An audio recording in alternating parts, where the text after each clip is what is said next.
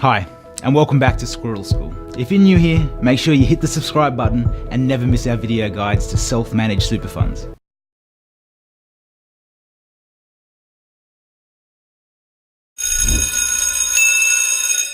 In today's video, you will learn about investing in shares with your SMSF and how to handle audits, tax, and compliance. Now, many choose to self-manage their super fund to be able to invest in more diverse asset classes, but investing in shares certainly has its place in SMSF strategies. Let's take a look at the benefits of investing in shares with your SMSF. Investing in shares offers your fund diversity. A balanced fund is well regarded by auditors, regulators, and the ATO. Having shares in your SMSF offers liquidity. Generally, income from shares earned by complying funds is fully franked, meaning it carries a 30% tax credit. Combined with the 15% flat rate income tax for SMSFs, the difference between the credit and the flat rate may be available to be refunded to the SMSF. Capital gains tax can be as low as 10%. Now, funds in a pension phase enjoy a tax-free environment, meaning any income or realised capital gain from your shares is not taxed. Now, of course, all investments carry risks. Let's take a look at the drawbacks of investing in shares with your SMSF. Shares can be volatile investments. Their value can change several times a day, and often there's no warning. Not only can shares drop in value, they can fall to zero. Shareholders are often among the last to be paid if a company goes into liquidation. Your share investments must align with your written investment strategy for your SMSF.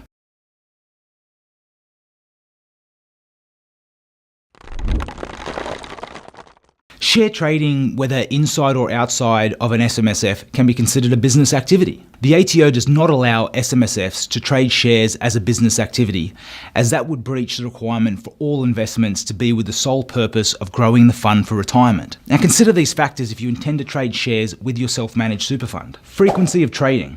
The more often you trade, the more likely your activities are going to be deemed business trading, and in turn breaching the permissions of the SMSF. Volume. The higher the volume of shares being purchased, the more likely the activity is of a business nature. Regularity. Operating your fund shares investments on a routine, regular basis may also be viewed as a business-like activity by the ATO. Investment strategy. If investments do not comply with the strategy laid out at the commencement of your SMSF, the ATO could flag your fund for further investigation. The issue with an investment being considered business-like trading is that the profits may be viewed with a present-day mindset. Speak to an SMSF advisor for full clarification on your share trading activities. A fund realises a capital gain on a share when it's sold. Like other assets in self-managed super funds, the capital gain is taxed at 15% if the asset was held for less than 12 months, 10% if it was held for more than 12 months, and 0% if the fund has already commenced a pension. The main difference in capital gains tax on shares in an SMSF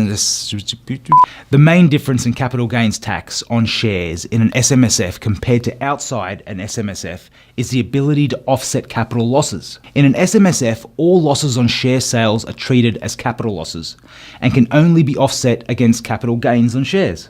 Speak to an SMSF advisor to clarify the exact treatment your fund is subject to.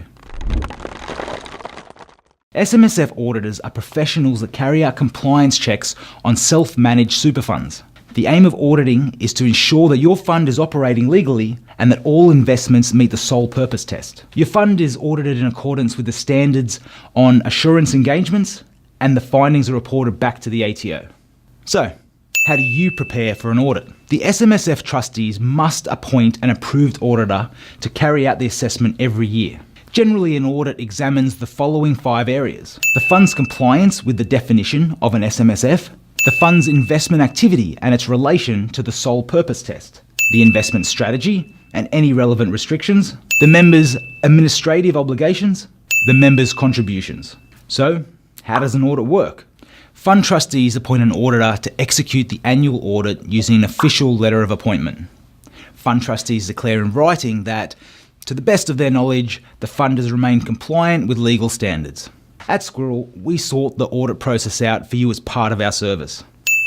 If an SMSF auditor identifies a breach of superannuation law, the members and the ATO must be notified in writing. The sooner you respond to the breach notice, the better chance you have of rectifying any issues before the audit is finalised. Thanks for watching today's Squirrel School on share trading. You are now ready to go nuts for shares with your SMSF. If you like this video, give it a thumbs up and make sure you subscribe so you never miss anything from Squirrel School.